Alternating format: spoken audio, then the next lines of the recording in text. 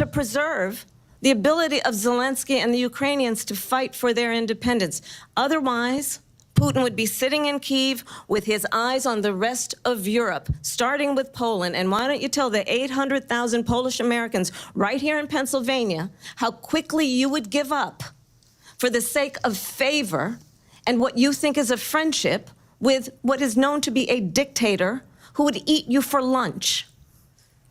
Vice President Harris, thank you. We've heard from both of you on. Yeah. Kamala Harris might unironically become a wartime president. Like, this is like, Russia has their sights on Poland. Like, what is this, World War II? What the fuck are you talking about? Like, what are you talking about? They're trying to develop their own stuff and, like, yeah, grab some territory from Ukraine. Again, terrible, bad, unethical, right? She's pointing out, disregarding all these rules, having this selfish interest, right? It's like, what do you, like, all of that directly translate, like, completely inverse to Israel. And notice how she says, like, oh, we got to keep this going. You know, it's got to keep. Who's lie? Why does this need to keep going? Why do people need to keep dying? Because Kamala Harris is giving some weird nationalist rhetoric about defying a boogeyman in Russia that might not even necessarily be true. And this, like, to pretend for a second that, like, anything that goes on the world doesn't immediately go by the United States is freaking insane. Like, you know, like, guys, like, Putin's annexation of the Crimea happened during Obama's presidency. Like, what do you want me to, like, we've sent them packages and aid and, like, what is this? Like, Donald Trump is, like, saying, even if he's lying, he's saying, let's end the war. And that is going to be seen by the American public as, like, ew, or whatever. Like, oh, we need to keep fighting Ukraine because Mamala said it. Even though Trump is, like, baseless and pathetic and a loser. Like, this is so bizarre. Like, they're actually, like, making real, like, it's a nationalist, like, right turn, you know, towards, like, increasing authoritarian act. Like, it's a turn towards fascism. She is, so much of what she's talking about is, like, traditional fascist talking points. I don't know what to say. I guess I'll burp. My bad. I don't know what to say. I'm so blown away. Like, her entire policy platform, even including the economic stimulus stuff, like, it completely disregards lower class workers. It's a Republican policy platform. And I don't know what the hell is going to happen to Republicans, but this is so chilling. I don't know. I mean, I guess the Democrats have always been, like, imperial losers, but still, just chilling to see this so directly. I guess we're just going to move on, though, huh? On Ukraine tonight, Afghanistan came up in the last hour. I wanted her to respond to something you said earlier, and I'll give you a minute here. Putin would be sitting in Moscow, and he wouldn't have lost 300,000 men and women, but he would have been sitting in Moscow. Quiet, please. He would have been sitting in Moscow, much happier than he is right now. But eventually, you know, he's got a thing that other people don't have. He's got nuclear weapons. They don't ever talk about that. He's got nuclear weapons. Nobody ever thinks about that. And eventually, maybe he'll use them, and maybe he hasn't been that threatening. But he does have that, something we don't even like to talk about. Nobody likes to talk about it. But just so you understand, they sent her to negotiate peace before this war started.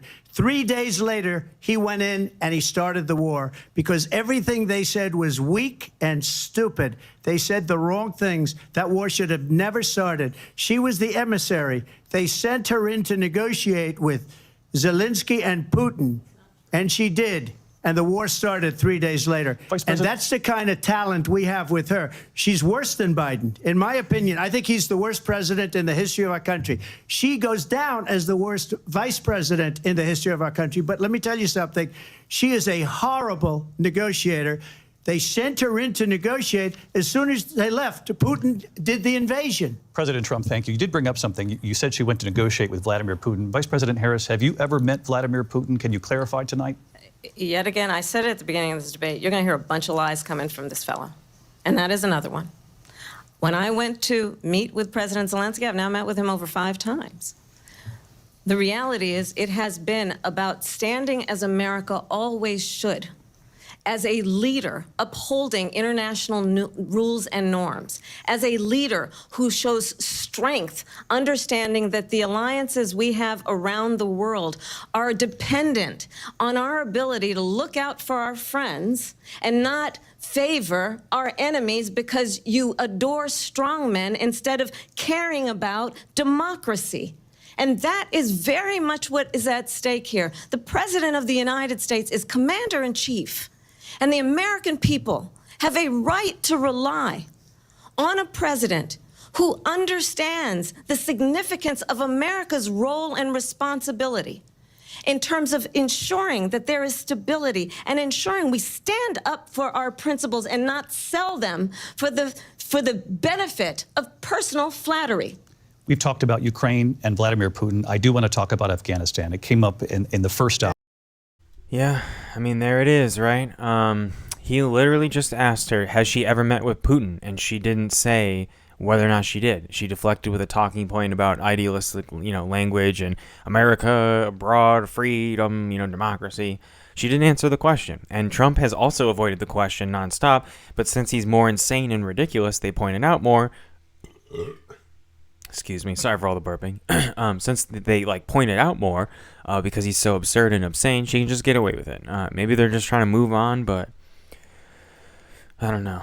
It's weird. It's just weird seeing Republican speech and language and ideas and talking points all coming out of Kamala Harris, even though they're projecting themselves as this center, not even center left, but center campaign and bringing America forward or whatever the hell. It's just nonsense. All of this is every person in this video, not me. I mean, I guess you could say that about me, but at least the people that are on your screen are slimy, baseless, soulless people that don't care about anyone but themselves and their own little circles. They're only interested in themselves. And this is all just spectacle to perpetuate this idea of legitimacy during our elections as the empire continues to collapse. So I guess we'll see what shenanigans come next in store for us here. Hour of this debate. I want to move on to Afghanistan. Stoltenberg said Trump did the most amazing thing I've ever seen. He got these countries, the 28 countries at the time, to pay up. He said, I've never seen, he's the head of NATO. He said, I've never seen. For years, we were paying almost all of NATO. We were being ripped off by European nations, both on trade and on NATO. Sorry, just to bring up the stuff with NATO, because I said earlier I don't think it was NATO, but it was NATO. And as we know, NATO is it's an alliance between Western governments and capital interests to kind of create, a little block, right? Almost like a Western response to something like BRICS, or maybe BRICS showed up first, but it's like that a Western response to it or whatever. And all of the interests that come with NATO, North American Treaty Organization, right? All of these agreements directly contribute to cheaper things for the states, for the governments as in, the states as in governments, cheaper things for the governments, but ultimately ripping off and, lowering the lives and working conditions of people all around the world. Let's continue.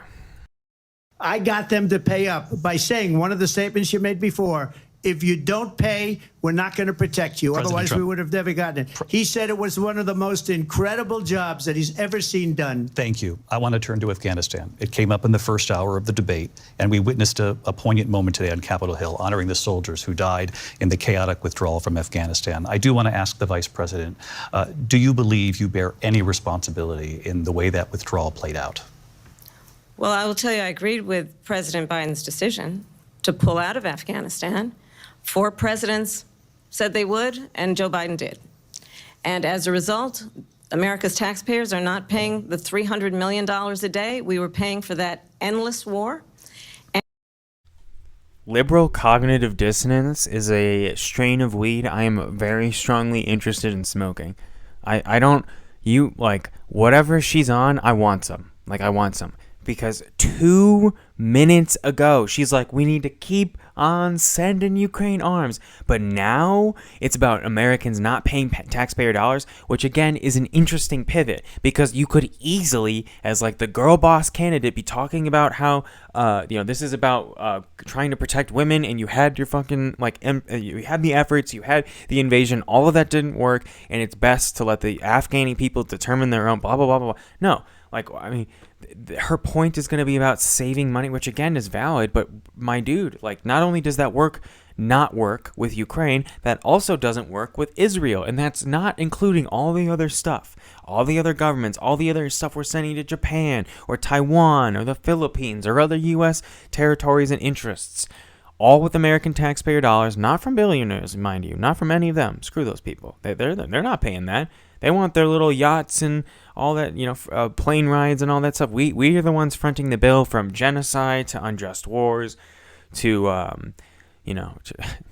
occupations and everything in between. I'm not going to lie.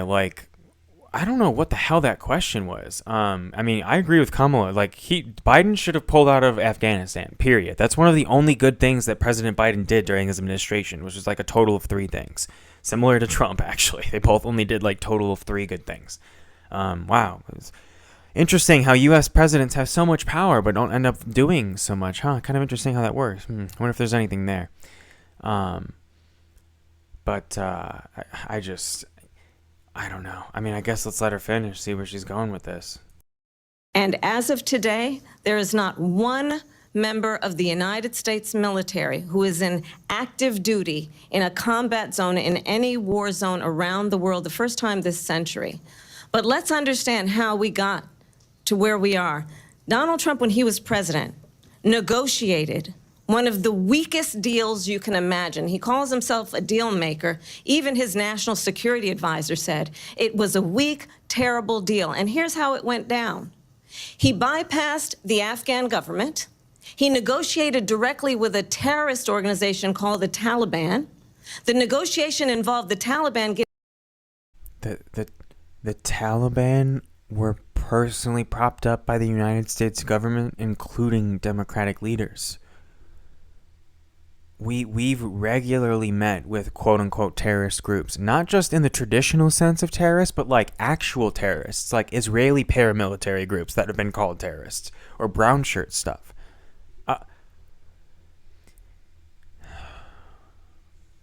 I'm so speechless right now. I was right, man. They're making an example out of him. They're even though he's a piece of shit and he deserves it, he's an awful human being. This is so weird. They're clearly trying to portray this respectability, justice, politics. And that point about having no active U.S. soldiers is okay, but what about the drones? What about the arms deal? The idea is that no Americans are dying, right? But our hands aren't clean, not even remotely. Even if it, the implicit tone with that is also implies that, even though it's not true, if you just put 2 seconds of thought into it. But since, like I said, the optics and aesthetics of this are going very, very well for Kamala. They've clearly put some effort into, making sure that she has a lot more, Riz. They're trying to manufacture Riz out of Kamala Harris. And in some ways it's working, but I don't know, man. I don't know. I'm sure she'll be. I don't see her having an issue with commanding respect. I don't think that's the issue. I don't see her as a weak person, for example. That's not the issue. The issue is I'm literally unironically concerned she might be worse than Trump and Biden, by unironically ramping up military efforts and aggressive affairs all around the world from the United States. Her whole thing so far, we're talking about supporting Ukraine, supporting Israel, stopping China, and stopping Russia. Is that the rhetoric of a peacetime president? This is, and then talking about how Kamala Harris is a Republican. Okay, she's a Republican in the Democratic Party, and we're gonna need to start addressing things like this. I'm just going to start calling that for what it is. I'm not the first person who's trying to point out that she's right wing, but when we call these things right wing, right, it's like, oh wow, she's so right wing. It's like, oh, it's like, why is she doing it, right? It's like, how could this be happening? But this is completely in line with traditional politics within America, because the Democrats and Republicans are so similar, especially on the front of foreign policy. There seems to be so much commonalities between Democrats invoking like this freedom, democracy, justice, and Republicans being like, we need to stop those baddies abroad, or whatever it needs to be. And they often align, in regards to foreign interests and policy and all that stuff. So, I don't know. Like, I don't know what's going to happen here. Like, I don't know if they're trying to coalesce power by, creating these imaginary enemies abroad that we really don't have any real issue with. I mean, Russians and Chinese people are like Americans are like, the average American, especially if they're not political, like, sees Russian and Chinese people as like people we want to hang out with and talk to. I've played like PUBG and stuff with Chinese players, and it's like, I want to talk to these people, and their Chinese players are so freaking good at games. It's unbelievable. It's so impressive and annoying, but you just have to be like, wow, it's so annoying. It makes you want to be better. They're so goddamn good. So good. And being blocked by language, and not just the language, but also, the United States history, and the United States also creating this idea that China is making people scared of a balloon, a spy balloon in the sky that's gonna, and they shot it down too. I mean, this is just insane stuff.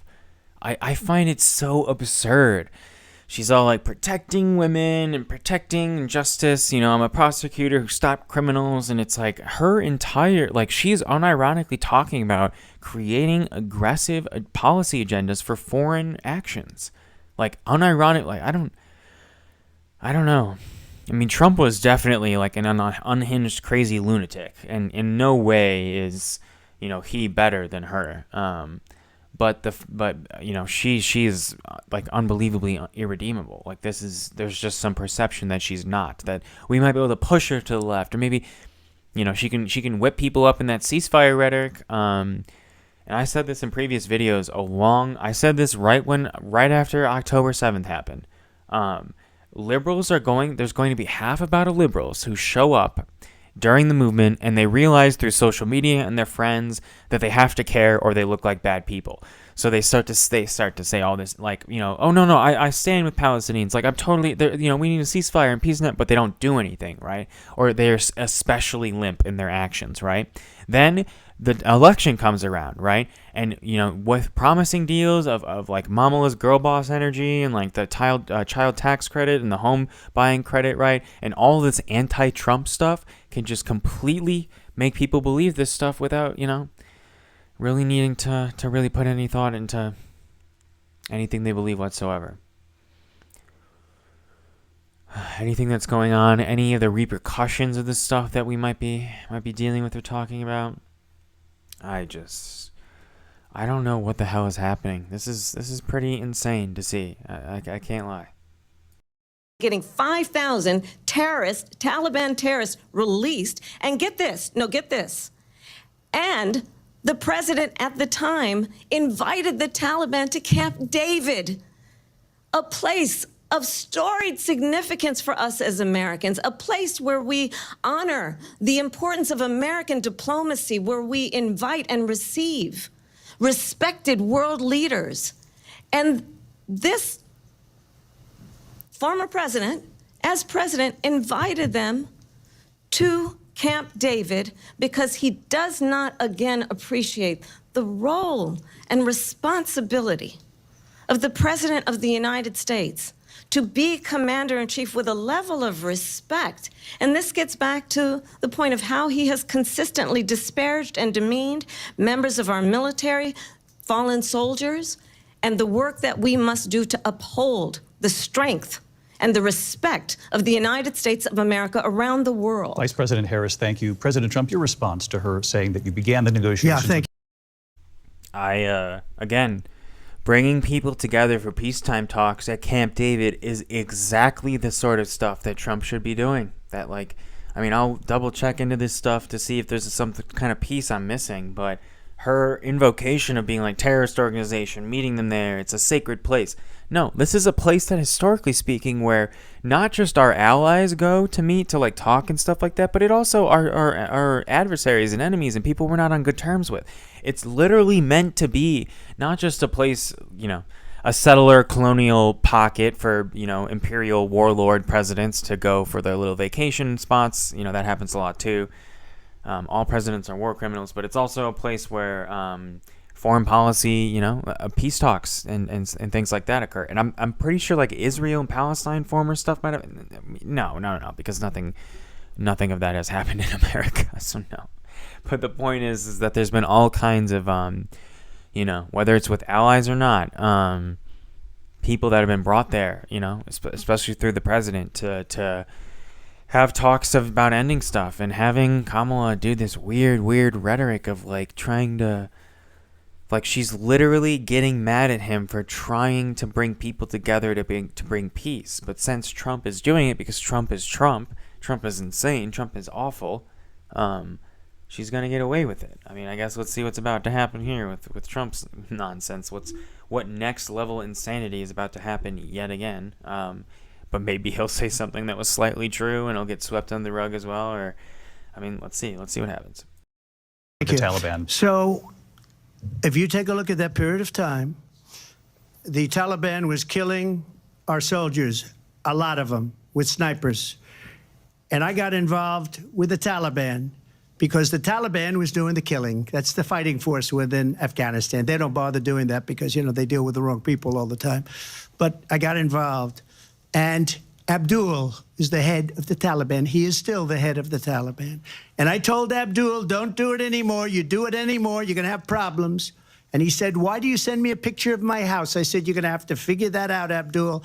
And for 18 months, we had nobody killed. We did have an agreement negotiated by Mike Pompeo. It was a very good agreement. The reason it was good, we were getting out. We would have been out faster than them, but we wouldn't have lost the soldiers. We wouldn't have left many Americans behind, and we wouldn't have left $85 billion worth of brand new, beautiful military equipment behind. And just to finish, they blew it. The agreement said you have to do this, and they didn't do it.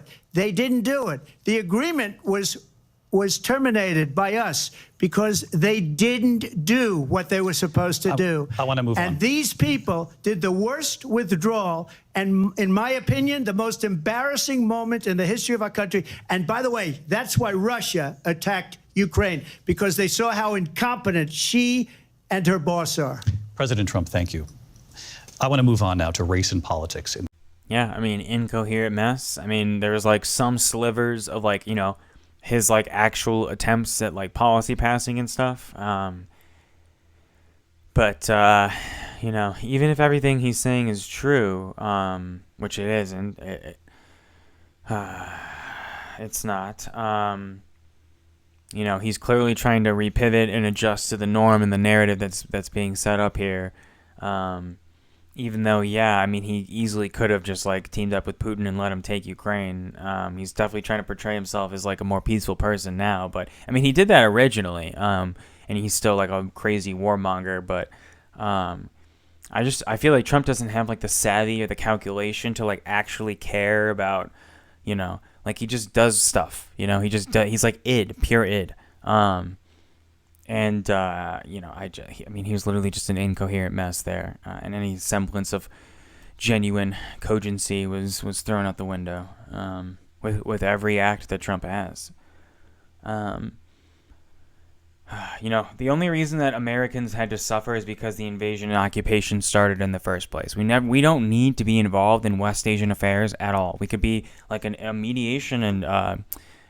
just give troops to the UN and let them do the mediation stuff. No, this is all like American geopolitical interest of going to these regions and doing whatever we want, for whatever reasons, and getting away with it. So even though these two people on stage are terrible and they don't care, and I don't know, like Kamala Harris is more competent and traditionally corrupt, that's why I'm like so concerned. right? Trump is like insane and degenerate that you're like he's just, everyone understands and assumes he's insane and ridiculous. But Kamala Harris is successfully projecting herself as like successful and reasonable, and much superior to him, you know. In an aesthetic sense, she is. But when it comes to policies, like, she's actively advocating for more aggressive policies across the board. Yeah, I don't know. I don't know. Let's just continue. Mr. President, you recently said of Vice President Harris, quote, "I didn't know she was black until a number of years ago when she happened to turn black, and now she wants to be known as black." I want to ask a bigger picture question here tonight. Why do you believe it's appropriate to weigh in on the racial identity of your opponent? I don't, and I don't care. I don't care what she is. I don't care. You make a big deal out of something. I couldn't care less. Whatever she wants to be is okay with me. But those were your words, so I'm I asking. don't know. I mean, all I can say is I read where she was not black, that she put out, and I'll say that. And then I read that she was black, and that's okay. Either one was okay with me. That's up to her. That's up to her. Vice President. Right-wingers are like too stupid to like answer these questions. I don't. What a terrible way of answering that. And then the identity politics card, like, come on, dude. The only reason it's a problem is because she's a traditionally oppressed minority group. Like, that's who, you know, why? Like, if it was about asking for Trump's race, like, would it be offensive? The only reason, like, it's supposed to weigh in on the race of someone that's offensive is because it's Trump who's being offensive. And then there's like this precedent. I need to ask you like a bigger question tonight. Do you think, like, bro? Like, you are the mainstream media manufacturing consent for a genocide. All of these people in this room, you know. The American government does not deserve to do whatever it wants all around the world and not receive any of the pushback that it constantly does to not just the other people around the world, but also to its own citizens. I don't know. Who cares? Trump is insane and racist and stupid and worthless. And let's see what Kamala's about to say. President Harris, your thoughts on this? I think honestly, I think it's a tragedy that we have someone who wants to be president who has consistently, over the course of his career, attempted to use race to divide the American people. You know, I do believe that the vast majority of us know that we have so much more in common than what separates us, and we don't want this kind of approach that is just constantly trying to divide us, and especially by race. And let's remember how Donald Trump started. He was land, he owned buildings, and he was investigated because he refused to rent property to black families. Let's remember, this is the same individual who took out a full-page ad in the New York Times calling for the execution of 5 young black and Latino boys who were innocent, the Central Park 5. Yep, this is amazing, and this is literally what I bring up exactly in sequence every single time that black-related issues or race-related issues about Trump come up. Like, she's unironic. Like, this is exactly, like, in this order. Like, I'm always like, he did this and this with tenants and housing and the Central Park. Like, I mean, she's probably going to add more. You know, it's intelligent political savvy to weaponize truth in a way of gaining legitimacy for something that's inherently legitimate, that is liberal American politics. But, you know, having this tagline, this interesting way of attacking Kamala through Trump's racist, insane garbage, can focus the narrative in a way where it empowers Kamala to point out, you know, I mean, I'm sure she's dealt with like racial and sexist discrimination. Like, indisputably, like, and she shouldn't have to deal with that. Like, just because she's a terrible person doesn't mean she should have to like suffer from oppression. You know, like, it's more nuanced than that. Like, people should be like punished for bad things that they do, not in some like weird other way. I mean, I guess let's see what she continues with. Took out a full-page ad calling for their execution. This is the same individual who spread birther lies about the first black president of the United States. And I think the American people want better than that, want better than this, want someone who understands, as I do, I travel our country. We see in each other a friend. We see in each other a neighbor. We don't want a leader who is constantly trying to have Americans point their fingers at each other. I meet with people all the time who tell me, can we please just have discourse about how we're going to invest in the aspirations and the ambitions and the dreams of the American people? Knowing that regardless of people's color or the language their grandmother speaks, we all have the same dreams and aspirations and want a president who invests in those, not in hate and division. Vice President Harris, thank you. Lindsay? Great way. Trump's pissed that he can't answer that. All that stuff about and the birther lies as well. He talked about and spread while Trump was president, but he might have done that before he was president as well. Even when Trump used to be a liberal as well. Again, this is how identical these Kamala Harris is actively expressing an effectively Republican campaign.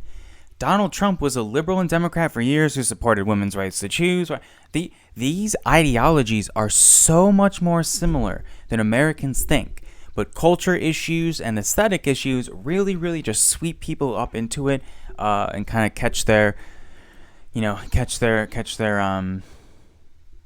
delusion, kind of like satiate them, basically. And she's very successfully able to kind of invoke legitimacy and she's doing a really, really good job of showing that she should be president, in an aesthetic optics way.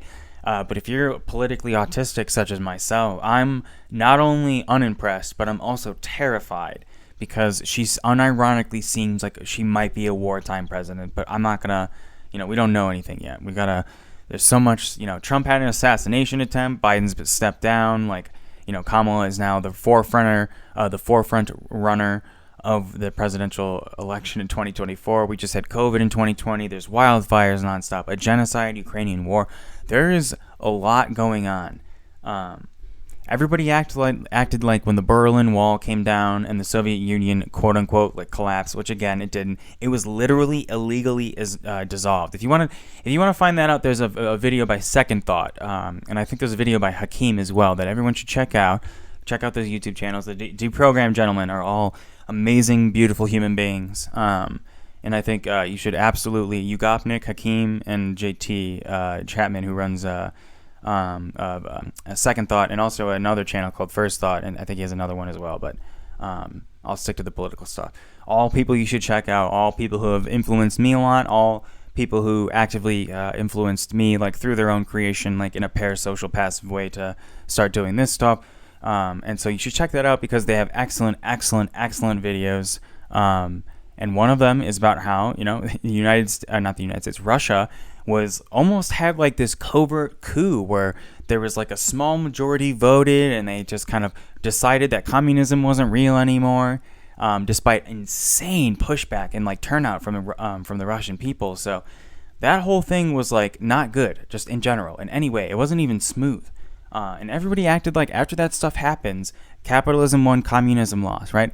It's only been 30 plus years, and we are seeing we had the 2008 crash, there was another crash, 9/11 happened, and now we've had COVID, genocides. The United States contradictions are ramping up more and more, and we're becoming more and more fascist. So,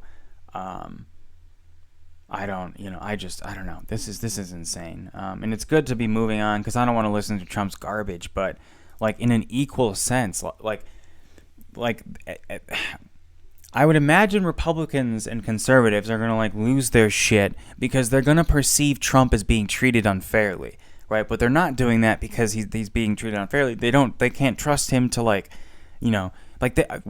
they aren't using the mic muting thing when he talks too much is beyond me. They don't use it enough. Why did they stop doing that? Just literally have his mic muted if you want him to stop talking. And they just the only reason they would continue having him talk is if they wanted the content, they wanted the clip, and the only reason they would want the content or clip is because it brings them money. Okay, never forget that. All right, mainstream media is excellent in conveying moderate. God, this country. Oh my God, this country. Oh my God, this country. Oh my God, oh my God, oh my God. It's very good at conveying legitimacy when it is not, or when it's good at conveying itself as legitimate when it's not. Kamala Harris's whole strategy here of like scorning him and stuff is a great strategy, and I'm already hearing that like Trump doesn't want to do another debate after this. He is definitely performing very poorly, and Kamala is doing in a normie's perspective way good, in an optical way, in an aesthetic way good, but I find her rhetoric genuinely chilling. Genuinely chilling. I find her to be a very concerning person. She's a Zionist. I don't know, man. I'm starting to get like actively concerned. She might be like a wartime president. We'll see. We got some more. The whole debate was only like 2 hours, so I don't know how much more is left. Yeah. Only a little bit. Oh, maybe even shorter than that. Yeah. So we only got a couple more minutes. Yeah. Oh, is that more? Or no, is that clips maybe? Yeah. All right. Look, instead of doing the image, let's continue. President Trump, this is now your third time. This is the most divisive presidency in the history of our country. There's never been anything like it. They're destroying our country, and they come up with things like what she just said. So like they literally just turned on his mic. They're letting him talk. She's not even doing anything. She just like lets him be ridiculous. She should try to stop him. Show some balls. Like it's a very liberal, turn the other cheek, soy, beta, bent over fucking lame ass response. This is Donald Trump. Put him in his place. Don't just freaking say shit and like give weird faces of wow, look how great. Be a human being. Put him in his place. Christ, goddamn. Going back many, many years, when a lot of people, including Mayor Bloomberg, agreed with me on the Central Park Five, they said they pled guilty. And I said, well, if they pled guilty, they badly hurt a person, killed a person ultimately. And if they pled guilty, then they pled, we're not guilty. But this is a person that has to stretch back years, 40, 50 years ago, because there's nothing now. I built one of the greatest economies in the history of the world, and I'm going to build it again. It's going to be bigger, better, and stronger. But they're destroying our economy. They have no idea what a good economy is. Their oil policies, every single policy. And remember this, she is Biden. You know, she's trying to get away from Biden. I don't know the gentleman, she says. She is Biden. The worst inflation we've ever had, a horrible economy because inflation has made it so bad, and she can't get away with that. Thank you. Your time is up, I Lindsay. want to respond to that, though. I want to just respond briefly.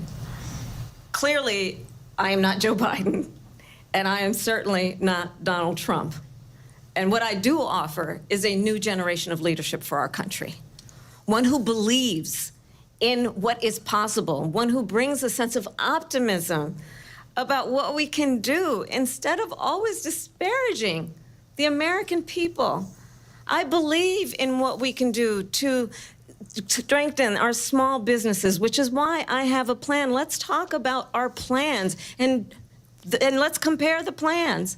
I have a plan to give startup businesses $50,000 tax deduction, to pursue their ambitions, their innovation, their ideas, their hard work. I have a plan, $6,000 for young families for the first year of your child's life, to help you in that most critical stage of your child's development. I have a plan that is about allowing people to be able to pursue what has been fleeting in terms of the American dream by offering a help with down payment of $25,000 down payment assistance for first-time home buyers. That's the kind of conversation, I believe, David, that people really want tonight, as opposed to a conversation that is constantly about belittling and name-calling. Let's turn the page Vice President and move Harris, forward. thank you. Let's turn to policy. President Let's turn Trump, back we to have policy. to move on. President Trump. Let's turn to policy, She please. has a plan to defund the police. She has a plan to confiscate everybody's gun. President Trump, she we has do a have to plan move on to not other allow issues. fracking in Pennsylvania or anywhere else. Okay. Thank you, That's Mr. what her President. plan is until just recently. I just need Lindsay, to go ahead. respond President because Trump, the President former Trump. president has No, said I'm something sorry. twice that I need to No, respond to. I'm sorry. We're I just need going to move on, respond Vice one President time Harris. to what he President has said Trump, this is multiple now times. your Yes. third time running for president. You have long vowed to repeal and replace. Yeah, I mean, I don't know if it's because of like normalization or like internalized misogyny. Like I unironically think that Kamala Harris deserves to like respond. Like if they're gonna literally like let him spew bullshit, turn on his like, why can't she answer that? She just because she's a mindless war dog of the United States doesn't mean that she's still a human being. And I don't know. I don't agree with that. Like we should have people who focus on the stuff that people want to talk about that are actually going to fight for American values, and Kamala Harris is not that. But in regards to like just like the actual nature of like the debate, this objective way of looking at it, like you can't just let Trump do whatever he wants. I mean, maybe they're running out of time or whatever, but she should be able to respond to that for like 30 seconds. Like take out his mic, make shorter times, like have better questions, do something. She clearly wanted to like clap back. We should be we should be doing that. And it's so calculated. Her behavior is so mediated and micromanaged that when she does have those moments where she is actually willing to like speak up and actually show some teeth at least, she should be able to do that. But again, this is all just an aesthetic thing. She's clearly showing herself to be like a strong woman.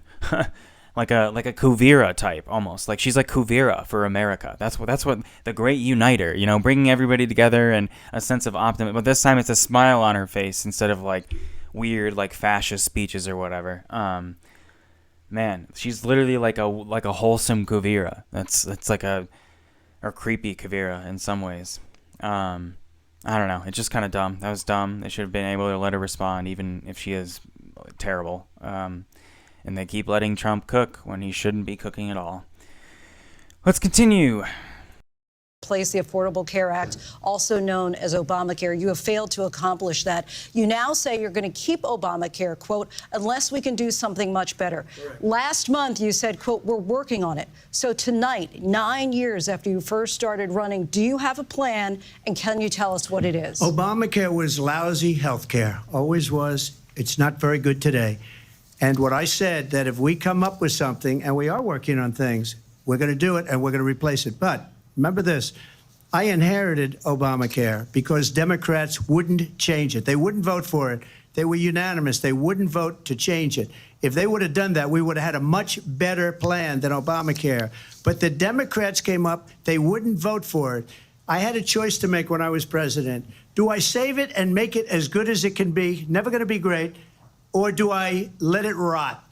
And I felt I had an obligation, even though politically it would have been good to just let it rot and let it go away. I decided, and I told my people, the top people, and they're very good people. I have a lot of good people in that administration. We read about the bad ones. We had some real bad ones, too, and so do they. They have really bad ones. The difference is they don't get rid of them. But let me just explain. I had a choice to make. Do I save it and make it as good as it can be, or do I let it rot? And I saved it. I did the right thing. But it's still never going to be great, and it's too expensive for people. And what we will do is we're looking at different plans. If we can come up with a plan that's going to cost our people, our population, less money and be better health care than Obamacare, then I would absolutely do it. But until then, I'd run it as good as it can be run. So just a yes. Yeah, I mean, again, broken clock. Like, a lot of that was accidentally true. He literally was completely honest about exactly what he did. He should have done exactly what he did, which was preserve it instead of getting rid of it, which is what he was going to do originally. But part of the reason that he didn't do it is because it is an extremely, extremely, extremely popular program, at least that existed at the time. Like, I don't even know if there's still, like, the website open.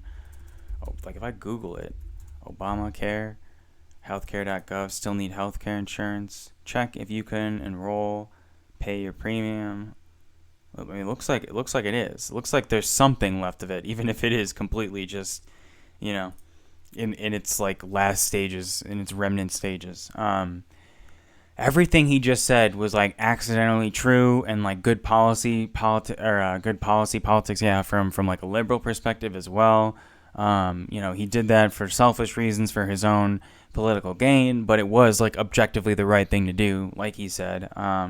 Even if he's being hypocritical in what he's saying, but that's not unique to Trump. Kamala Harris went back on her position on the border. Kamala Harris went back on her position on fracking.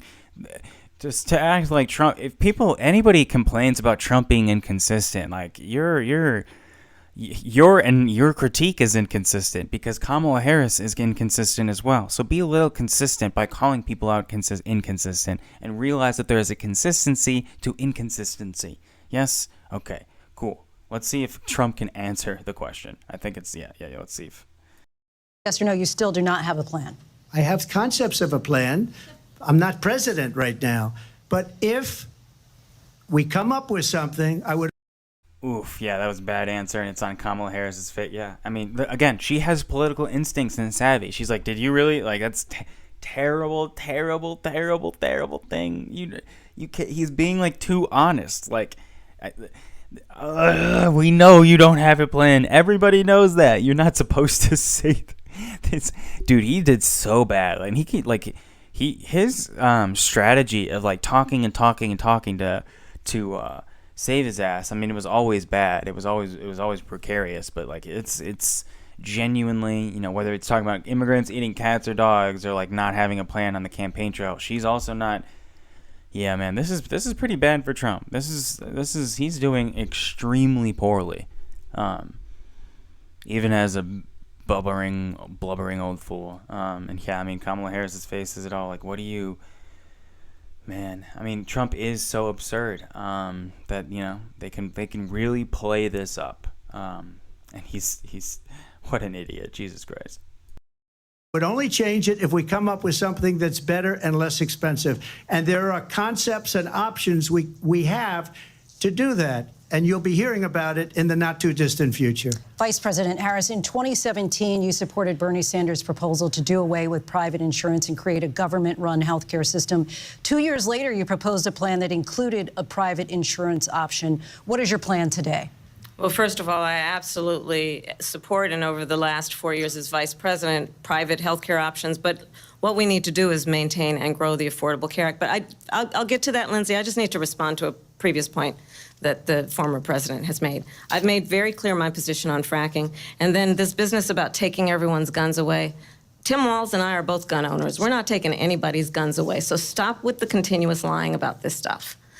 As it relates to the Affordable Care Act, understand, just look at the history to know where people stand. When Donald Trump was president, 60 times he tried to get rid of the Affordable Care Act. 60 times. I was a senator at the time when I will never forget the early morning hours when it was up for a vote in the United States Senate. And the late, great John McCain, who you have disparaged as being, you don't like him, you said, at the time because he got caught. He was an American hero. The late, great John McCain, I will never forget that night, walked onto the Senate floor and said, no, you don't. No, you don't. No, you don't get rid of the Affordable Care Act. You have no plan. And what the Affordable Care Act has done is eliminate the ability of insurance companies to deny people with pre-existing conditions.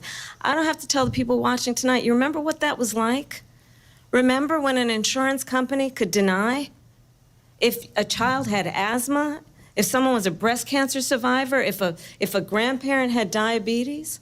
And thankfully, as I've been vice president, and we over the last 4 years have strengthened the Affordable Care Act, we have allowed for the first time Medicare to negotiate drug prices on behalf of you, the American people. Donald Trump said he was going to allow Medicare to negotiate drug prices. He never did. We did. And now we have capped the cost of insulin at $35 a month. Since I've been vice president, we have capped the cost of prescription medication for seniors at $2,000 a year. And when I am president, we will do that for all people, understanding that the value I bring to this is that access to health care should be a right and not just a privilege of those who can afford it. And the plan has to be to strengthen the Affordable Care Act, not get rid of it.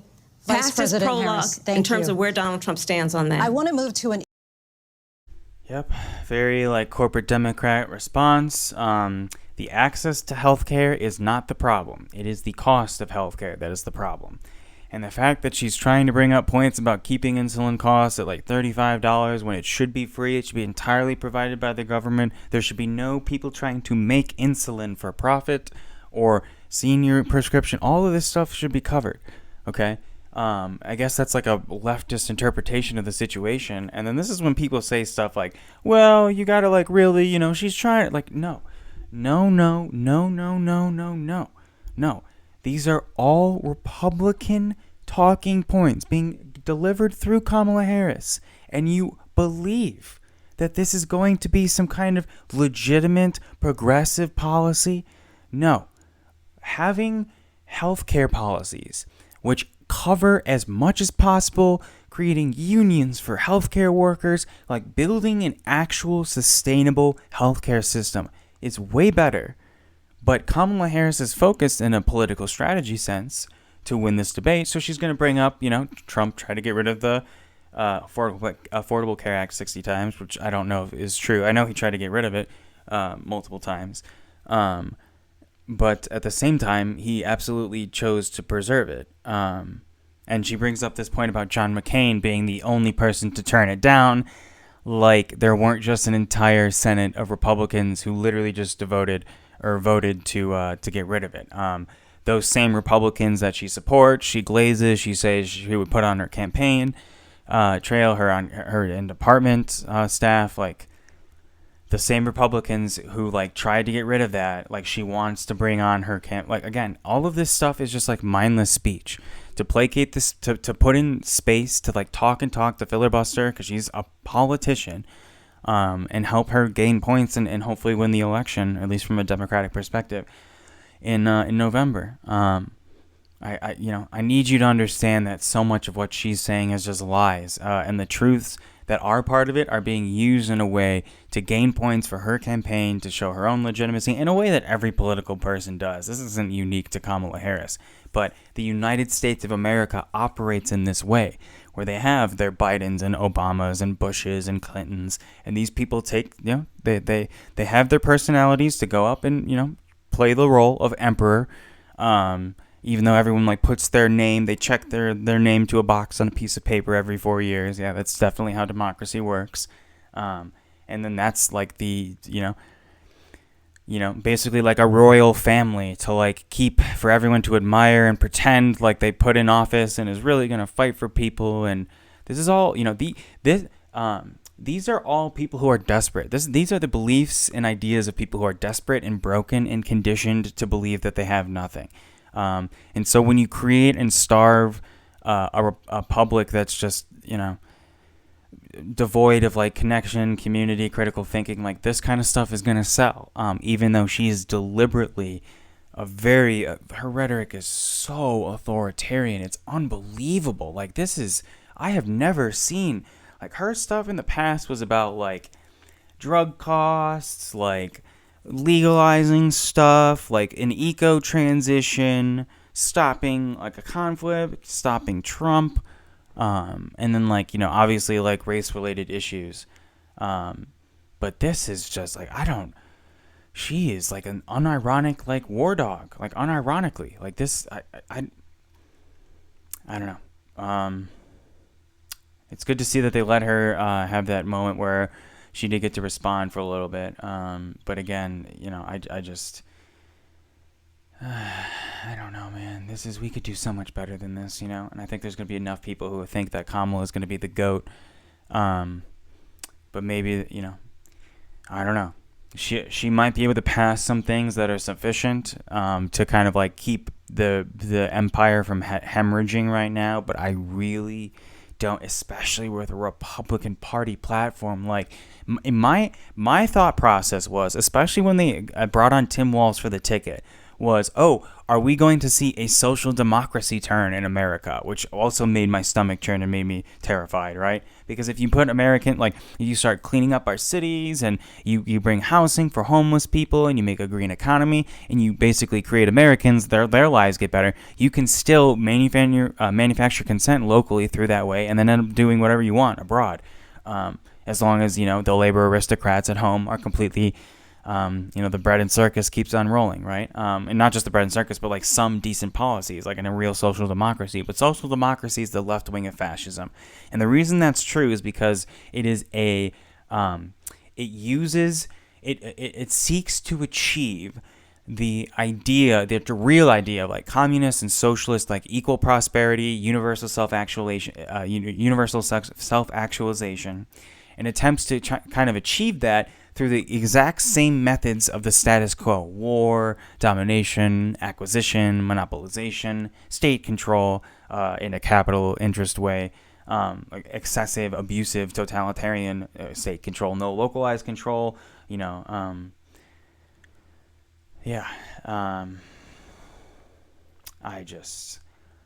hope that, people's lives here get better, but seeing that not only is there not really any social democratic turn going on with this presidential campaign, seeing that it's explicitly Republican and at the very least center right, at the very, very least, but I would go farther, like this is traditional Republican politics. But it's under the name of the Democratic Party, and I'm wondering if this is like the full signal, the real, because President Obama was like one of the first, people that was like, oh, maybe things really are changing, maybe, and he was literally no different than Bill Clinton, like in any way, he was just charismatic and classy, and so Kamala Harris is also classy, also portrays herself as like a very ambitious, progressive person who's optimistic and no. Kamala Harris is an elitist, and her optimism is manifest in the way of social democracy at best, and that kind of elitism, that kind of labor aristocratic cultural ideology is manufactured out of anti-communist systems, out of capitalist system, domination system, imperial systems. And that's only going to be perpetuated. Invoking rhetoric about change, like this is all just to, if you were a person who was accidentally kind of sold off these ideas, like, they're attempting to kind of like placate you enough and to satisfy you enough to be like, well, like the show looks like it's still going on, so maybe it's fine. And these types of things also kind of help gaslight Americans into thinking that things are okay and they can just do whatever the hell they want continuously with no repercussions. And that's not true. Nothing that has ever been achieved in America has been done or achieved through like fair or like legal, safe ways, and everything that was achieved that's like good for us and healthy, parks, firefighters, sidewalks, like all of those things had to be fought for. Your rights, the fact that you only work 5 days a week instead of 6 or 7, all of that stuff had to be fought for. People had to suffer and die, all for that stuff which we now take for granted, and then get to, then we get to act like all the people who benefit from that were on the same team as that from the beginning when they weren't. And this is how progress works. So I'm really scared to see such far right politics from Kamala Harris, and people just think that like since it's not Trump being insane, it's all going to be fine. But I don't know. I mean, she might be like the correct level of political evil for the elites, so that she can take control and do whatever she wants. Let's continue. An issue that's important for a lot of... She made a mistake. Number one, John McCain fought Obamacare for 10 years. But it wasn't only him. It were all of the Democrats that kept it going. And you know what? We can do much better than Obamacare, much less money. But she won't improve private insurance for people, private medical insurance. That's another thing she doesn't want to get. People are paying privately for insurance that have worked hard and made money, and they want to have private. She wants everybody to be on government insurance where you wait 6 months for an operation that you need immediately. President Trump, thank you. We have another issue that we'd like to get to that's important for a number of Americans, in particular younger voters, and that's climate change. President Trump, with regard to the environment, you say that we have to have clean air and clean... Do you see what I'm talking about? Like, they're so obsessed with, like, young voters care about climate change. It's like, do you not? Bitch, do you not? Like, what do you mean young voters care? This is what I'm talking about. Like, this meant they are so fucking mentally ill, and they convey so much legitimacy that nobody questions it. Nobody questions it. What a fucking insane way of modeling that question. we need to now turn to this question that really concerns young voters: climate change. Like it's some kind of like mainstream little, I mean, I guess they are. They're news anchors, but still, like, bitch, are you not? Like, are old people like? Old voters are just like, yeah, well, fuck climate change. And even if they are, right? Because in many ways that's true. Even if they are, fuck them. Why? Who cares? How is that okay? Even if it's like young voters do care about it, why not just Americans care? Like, what?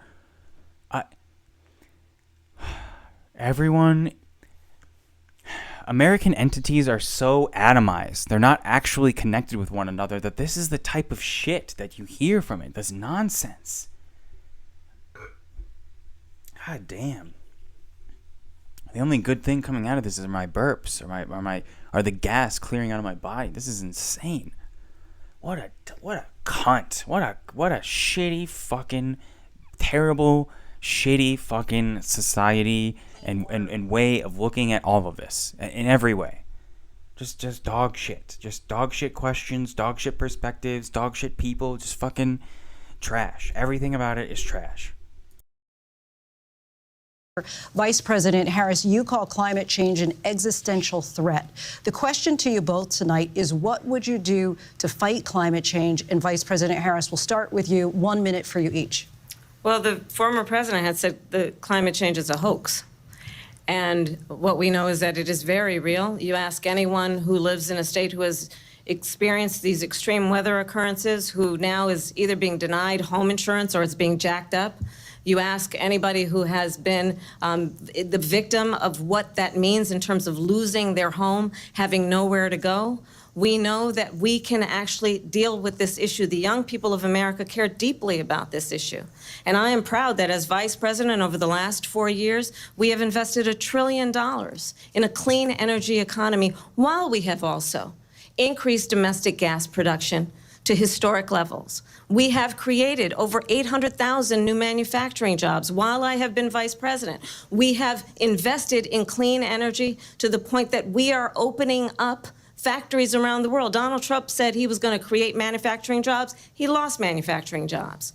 And I'm also proud to have the endorsement of the United Auto Workers and Sean Fain, who also know that part of building a clean energy economy includes investing in American-made products, American automobiles. It includes growing what we can do around American manufacturing and opening up auto plants, not closing them like happened under Donald Trump. Vice President Harris, thank you. That didn't happen. Fracking directly increases the rates of earthquakes, and Kamala Harris is from California. I'll let you connect the rest of the dots on that. This is unbelievable. These elites really unironic. Like, she actually thinks that she's like fighting for justice while also being an unbelievably corrupt piece of shit. Like, that's pretty impressive how you reach that level of mental gymnastics. I mean, I guess when Donald Trump is your opponent, you can sure get a lot. You can get away with a lot more self-righteousness. That's for sure. Donald Trump, let me just tell you, they lost 10,000 manufacturing jobs this last month. They're all leaving. They're building big auto plants in Mexico, in many cases owned by China. They're building these. Okay, and I'm going to take this second here to point out that these candidates use these little bickering talking points about, you were consistent about that, you were inconsistent about that, they did this then. Again, Biden was only president for 4 years, Trump was only president for 4. These people can only do, technically speaking, so much. They can do all kinds of damage, but when it comes to like real change, especially against the powers that be, this is like just bickering. That it's like a tug of war for who can take responsibility, even though they should, but they shouldn't, for the contradictions of capitalism, for state policies, and everything gets put onto this figurehead because America is way more, it's an empire, and our presidents are emperors, and we put the same people into office who are bought by the same people who don't give us enough money for work, who jack up our health insurance prices, and then they pay them to portray themselves like this, right? But since Trump was so ridiculous on Twitter, like, dozens of millions of liberals will shit-faced smile, like check their name next to her, while Claudia Cruz or Cornel West are right there as available options, or Bernie Sanders for both previous times, and he had such a good chance. They had to. She was one of the people who dropped out and endorsed Biden to get a position on his. It was her, Buttigieg, Klobuchar. And I don't know if it was everyone else too, but like Eric Swalwell, freaking, I don't know if Bloomberg did, because there was that moment where Michael Bloomberg ran for what. This country is so insane and ridiculous. This is unbelievable. This is unbelievable. I would be a better president than this. I would. And that's not supposed to be like, oh well, maybe no. Like it should not be that. It should not be that easy to just be like good at it and have this level of like either actual incompetence or like portraying competence when you're actually incompetent. And trust me, Kamala Harris is like not the, I don't know. We'll see what the kind of powers that coalesce behind her, but she doesn't have like, she doesn't have like that evil bone that Trump does. She has like a banal, evil corporate Democrat, like, I think I'm the good guy, but all we do is cause problems. And this is all just to have, like, the issues of our society kind of offloaded onto individuals as we further perpetuate hyper-individualism in our country, if we further perpetuate personality culture and personality cults, etc., etc. All of these people, there are so many factors involved in the things that are happening and going on right now, that just having these stupid questions and having them answer and just like, nobody has dialectics, materialism, Marxism, common sense of critical thinking to take a step back and just like analyze what's going on, because everyone's caught in their own worlds and everything's so atomized and disconnected as a product of an exploitation-based system. Yeah, it's just sad and stupid and pathetic. Let's continue. Massive plants, and they think they're going to sell their cars into the United States because of these people. What they have given to China is unbelievable. But we're not going to let that. We'll put tariffs on those cars so they can't come into our country, because they will kill the United Auto Workers and any auto worker, whether it's in Detroit or South Carolina or any other place. What they've done to business and manufacturing in this country is horrible. We have nothing because they refuse. Biden doesn't go after people because supposedly China paid him millions of dollars. He's afraid to do it. Between him and his son, they get all this money from Ukraine. They get all this money from all of these different countries. And then you wonder, why is he so loyal to this one, that one, Ukraine, China? Why is he? Why did he get $3.5 million from the mayor of Moscow's wife? Why did she pay him $3.5 million? This is a crooked administration, and they're selling our country down the tubes. President Trump, thank you. Thank you. We'll be right back with closing statements from both of our candidates. An historic night, this ABC News presidential debate from Philadelphia. Back in a moment.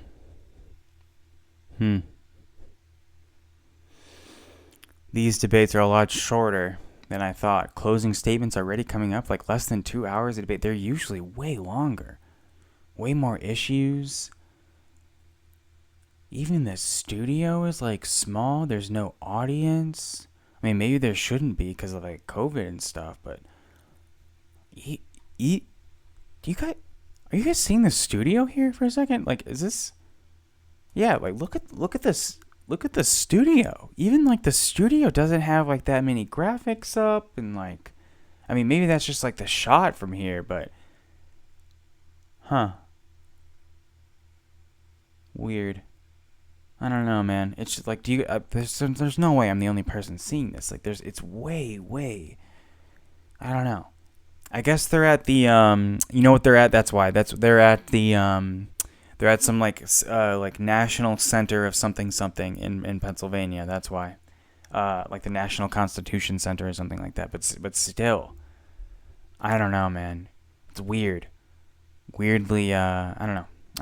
Weird vibes. And another weird thing about it is just like how way shorter. And I mean, the 2020 election was bad enough, but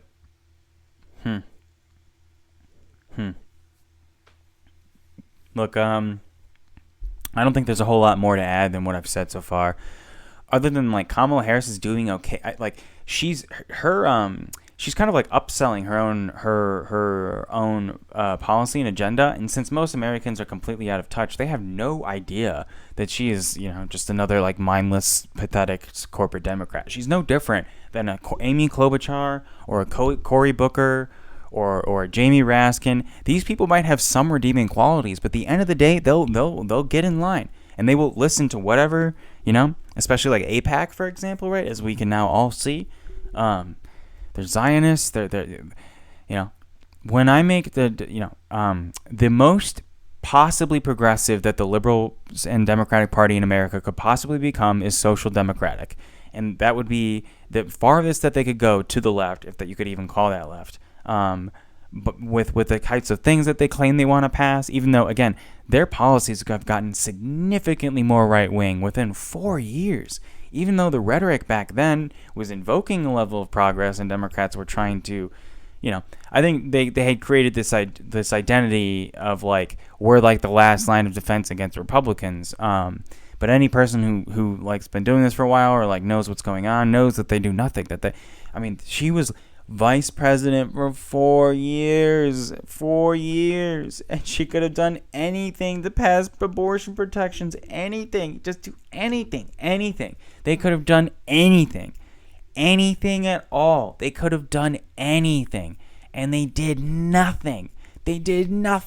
And so then she can be like, we got to protect women. Like, what are you talking about? All of this is contingent on Americans having no clue what the hell is going on. And if your population is completely uneducated, is this a debate? Is this a debate, or is it trying to sell you stability? Are they trying to tell you and convince you things are okay? No, don't worry, hang in there. Look, we have this symbol of progress, right? It's all good. And they can't even have like a long enough debate, let alone enough resources in the studio they're in to have these kinds of. They had less rallies. There's a lot of people at these rallies and stuff, but the DNC was very, very poorly organized and stuff. Like there's people running stuff, but it was still super poorly organized, and I don't know, man. These are not the signs of like things getting better. It's like everybody's like trying to desperately hold on while things are completely going to crap. Yeah, I guess let's skip past this break here. Welcome back tonight. The time has come for closing statements, and Vice President Harris, we begin with you. So I think you've heard tonight two very different visions for our country. One that is focused on the future, and the other that is focused on the past, and an attempt to take us backward. But we're not going back. In rhetoric and only in rhetoric only. And she's gone back on 2 of her policy positions within 4 years. This is literally only rhetoric. And I do believe that the American people know we all have so much more in common than what separates us. And we can chart a new way forward. And a vision of that includes having a plan, understanding the aspirations, the dreams, the hopes, the ambition of the American people, which is why I intend to create an opportunity economy, investing in small businesses, in new families, in what we can do. I don't know, man. This is what I'm saying. Like, she's starting to reach, like, she doesn't have much depth to what she's saying. A lot of crutch phrases, a lot of circular reasoning and common points, reiterating the same stuff. She's like selling that she has a vision, but if you really pay attention, she just keeps saying the same stuff. Trump is like, in a comparison, Trump is worse, but that's in a comparison, like subjective, aesthetic, like this is all rhetoric only, and she has nothing else at all. Around protecting seniors, what we can do that is about giving hardworking folks a break and bringing down the cost of living. I believe in what we can do together that is about sustaining America's standing in the world and ensuring that we have the respect that we so rightly deserve, including respecting our military and ensuring we have the most lethal fighting force in the world. I will be a president that will protect our fundamental rights and freedoms, including the right of a woman to make decisions about her own body and not have her government tell her what to do. I'll tell you, I started my career as a prosecutor. I was a DA, I was an attorney general, a United States senator, and now vice president. I've only had one client, the people. And I'll tell you, as a prosecutor, I never asked a victim or a witness, are you a Republican or a Democrat? The only thing I ever asked them, are you okay? And that's the kind of president we need right now. Someone who cares about you and is not putting themselves first. I intend to be a president for all Americans and focus on what we can do over the next 10 and 20 years to build back up our country by investing right now in you, the American people. Vice President Harris, thank you. President Trump? So she just started by saying she's going to do this, she's going to do that, she's going to do all these wonderful things. Why hasn't she done it? She's been there for 3.5 years. They've had 3.5 years to fix the border. They've had 3.5 years to create jobs and all the things we talked about. Why hasn't she done it? She should leave right now, go down to that beautiful White House, go to the Capitol, get everyone together and do the things you want to do, but you haven't done it, and you won't do it because you believe in things that the American people don't believe in. You believe in things like we're not going to frack. We're not going to take fossil fuel. We're not going to do things that are going to make this country strong, whether you like it or not. Germany tried that, and within 1 year, they were back to building normal energy plants. We're not ready for it. We can't sacrifice our country for the sake of bad vision. But I just ask one simple question. Why didn't she do it? We're a failing nation. We're a nation that's in serious decline. We're being laughed at all over the world. All over the world, they're laughed. I know the leaders very well. They're coming to see me. They call me. We're laughed at all over the world. They don't understand what happened to us as a nation. We're not a leader. We don't have any idea what's going on. We have wars going on in the Middle East. We have wars going on with Russia and Ukraine. We're going to end up in a third world war, and it'll be a war like no other because of nuclear weapons, the power of weaponry. I rebuilt our entire military. She gave a lot of it away to the Taliban. She gave it to Afghanistan. What these people have done to our country, and maybe toughest of all, is allowing millions of people to come into our country. Many of them are criminals, and they're destroying our country. The worst president, the worst vice president in the history of our country. President Trump, thank you. And that is our ABC News presidential debate from here in Philadelphia at the National Constitution Center. I'm Lindsay Davis. And I'm David Muir. Thank you for watching. All right. I mean, yeah, so that's it. I mean, yeah, Trump was incoherent, insane, all the same stuff he's been talking about the whole time, divisive, attacking immigrants, racist, absurd, ridiculous. Kamala Harris was full of crap, nonsense, placating lies, but selling herself as some like there's nothing to add, you know? This was so weird.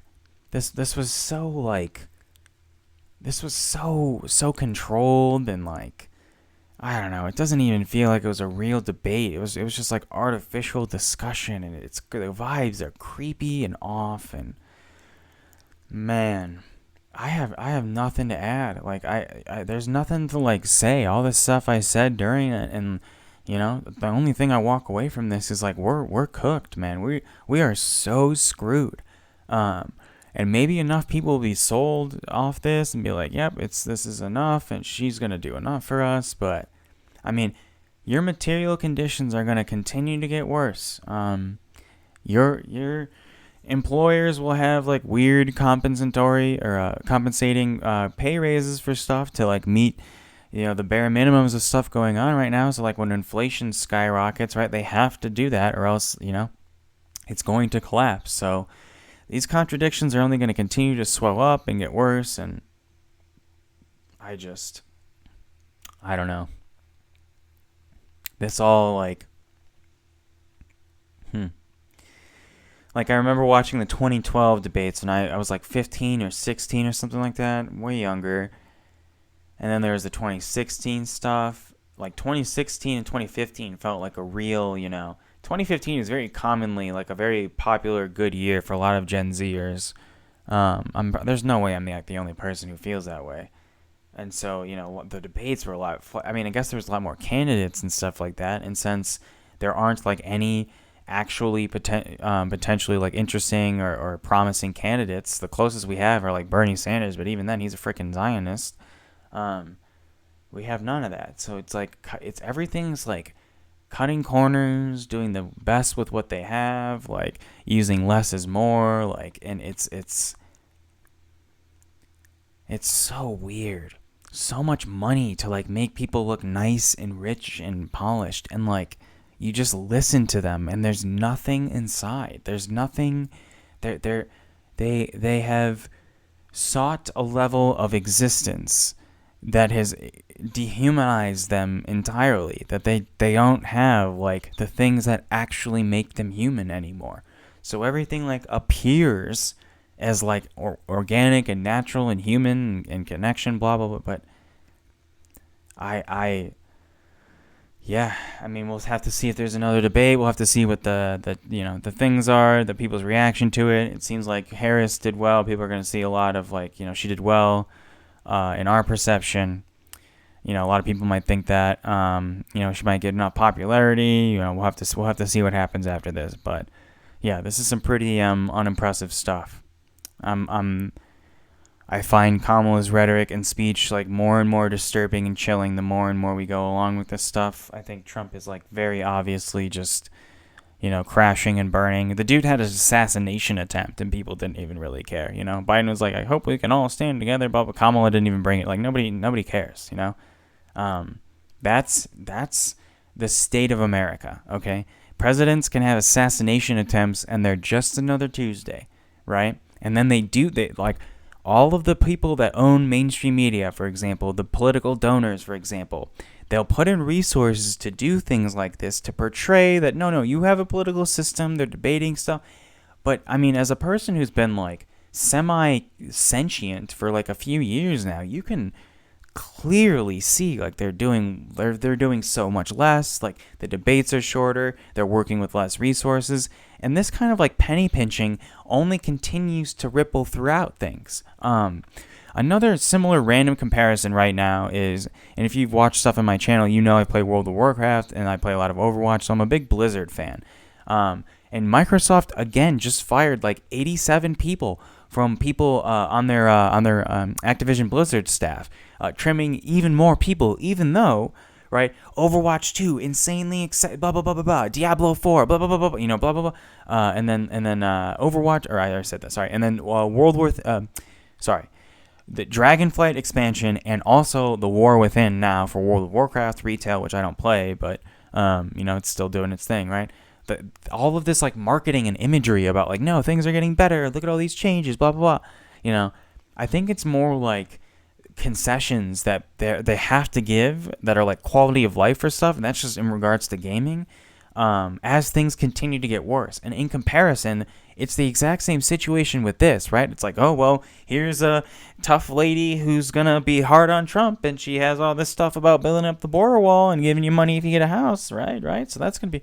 But if you look at like, the campaign policy and promises and plans of like previous Democratic politicians, like, it's just weird to see this far right turn, even on economic policies. Like there is no incentive to actually maintain the remnants of an anti-green economy anymore. It's completely fiscally not in our motivation or interest to do any of that, and yet we're still holding on to that because Pennsylvania voters or like we're constantly operating with what we have instead of aiming or seeking to like find out what we can do, what more can we do, what new things can we try. And since everything's constantly trying to like make do with what we have and not change or try anything new, everything's going to be very, very breadcrumb based.